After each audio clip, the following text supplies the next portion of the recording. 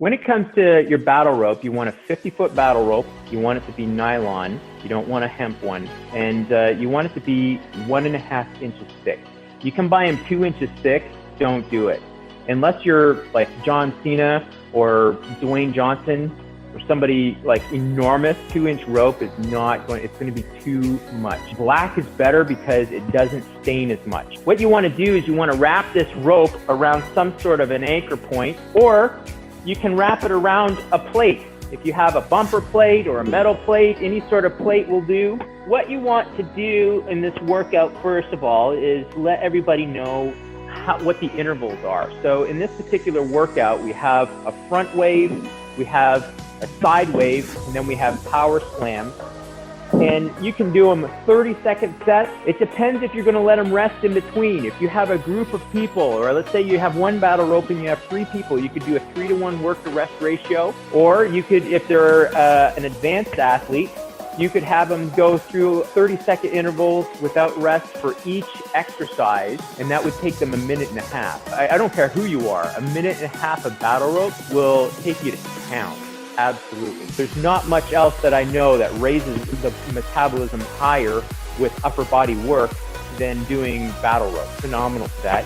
It's great for developing speed. It's great for developing power. It's awesome for getting a wicked shoulder workout. And I mean, I could go on and on. Your first exercise, keep in mind that positioning here for battle rope is your power position. So legs slightly bent. You want your shoulders back, chest out, slight bend in the hip. Feet are approximately shoulder or just a little outside shoulder width apart. Okay, different from Olympic lifting and squatting, where you want your feet around hip width apart. The power position is a little bit more stabilized with wider foot placement. Now, you're not pulling back on the rope. It's not a tug-of-war with the rope. You're in the athletic position, okay, and you're in charge of your own balance.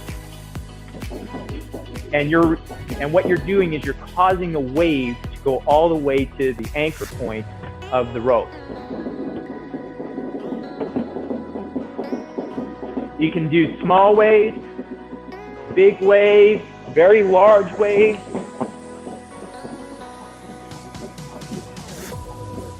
Keeping that body position. So there's your front wave, 30 seconds of that, and then your side wave.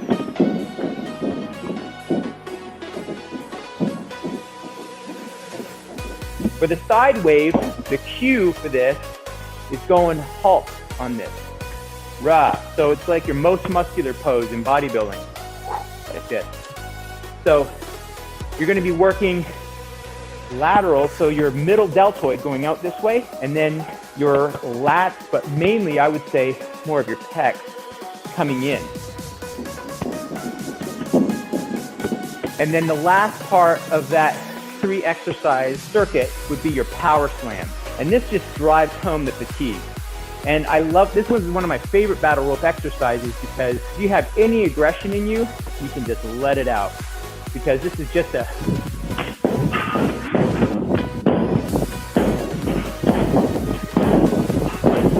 so you're just going to town on that rope with the battle. Oh my God. I'm so trying that. Great way to get your aggression out. Bam, with that battle rope. Feels real good. So the next exercises that we have, jumping jacks, side to side lunges. Small to larger bursts. Small to larger. Jumping jacks, significantly more challenging with the rope as opposed to regular jumping jacks. So think of it being equivalent to like doing jumping jacks with 5-pound dumbbell.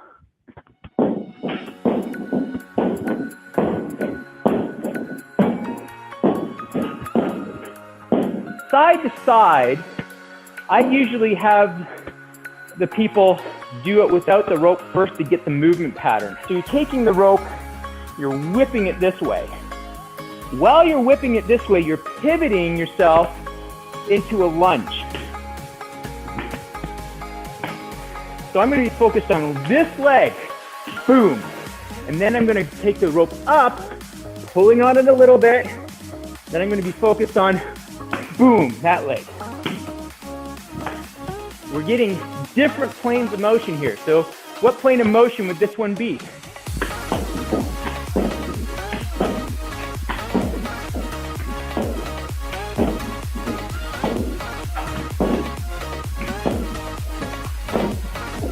Transverse, yeah, since you're pivoting. Transfer. Very good. What plane of motion is the jumping jack? Frontal. And then this one here is not so much for this movement, it's this movement, biceps and triceps. Notice I'm holding the rope with an under grip, and you want to turn them out, because what you don't want to do is clock yourself with the rope, right? So again, athletic position, small elbow. Working the elbow, going large, going small, large, small,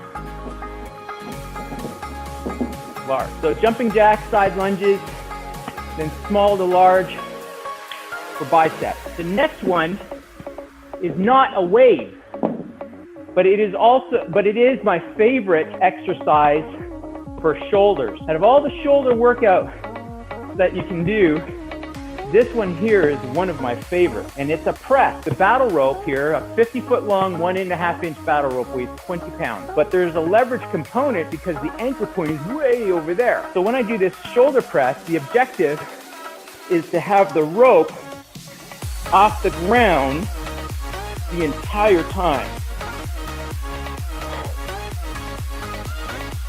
You usually hit about 8 to 12 of these.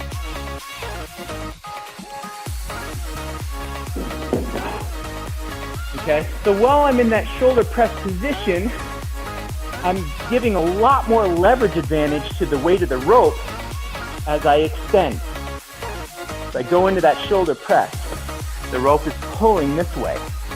So I'm having to pull this way as well as shoulder press the rope. Modification here, much easier. Okay? Because there's this rope from here all the way down to here that's providing counter leverage.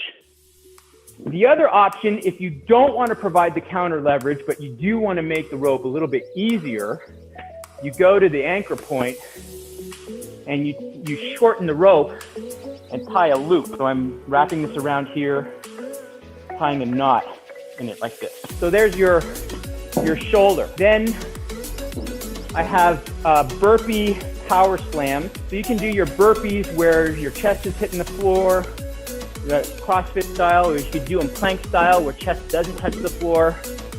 You can do the burpees where you let your fingers out and you do your hands are landing on the ropes, or you can let go of the rope and hands are hitting the ground. So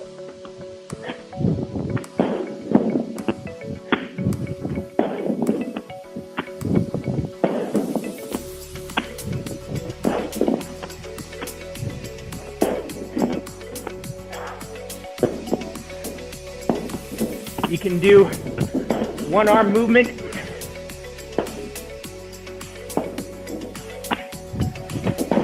Mix it up a little bit, definitely takes it up a notch. The last one is a side wave to a chest press. So I'm here, 3, 4, press. 1, 2, 4, press. 1, 2, 3, 4, press. 1, 2, 4, press. So there you have your workout. How do we modify by making it harder or easier? Progression or regression. Let's take the front wave. You could put some legs in there instead of having the hands inside. You can take them outside.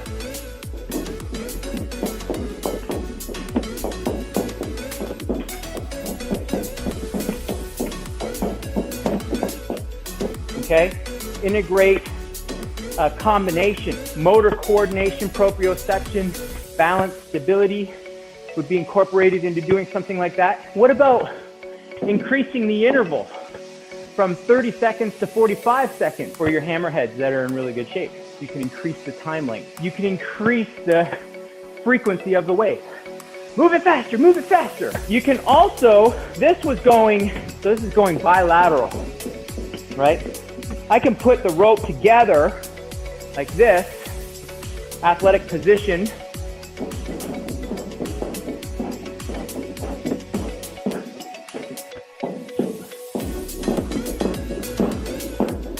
like that. So that's going to make it more challenging for the upper body and also maintaining that position. Now, most of the time with battle rope, you're going to be trying to think of ways that you can make the exercise easier. One of the ways that you can regress the exercise with the rope that I like is you can have people have two hands together and do the wave together. The other option is to put this rope on the ground and put your foot on it. That is substantially easier. Do a combination of standing up movements and then sitting down movements.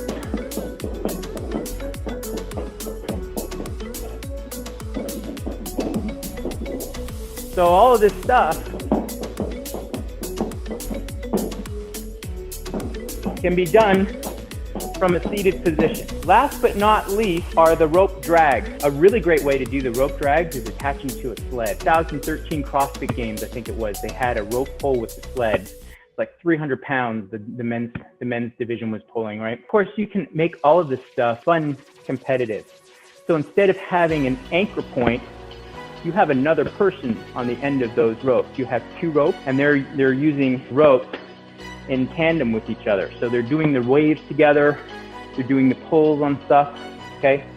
These next ones, these pulls, are basically that. So you're starting from this part of the rope, okay?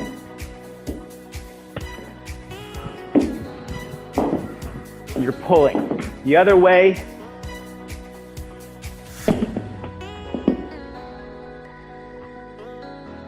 you pull this way. You can have the coach on the other end, okay, providing that resistance manually, or you can wrap it around once or even wrap it around twice, right, to provide the amount of friction needed. Now, I'll just show you, I had 9 to 12 people, had 3 ropes. We were outside on a grassy lawn, joined all 3 ropes together at the middle, like this.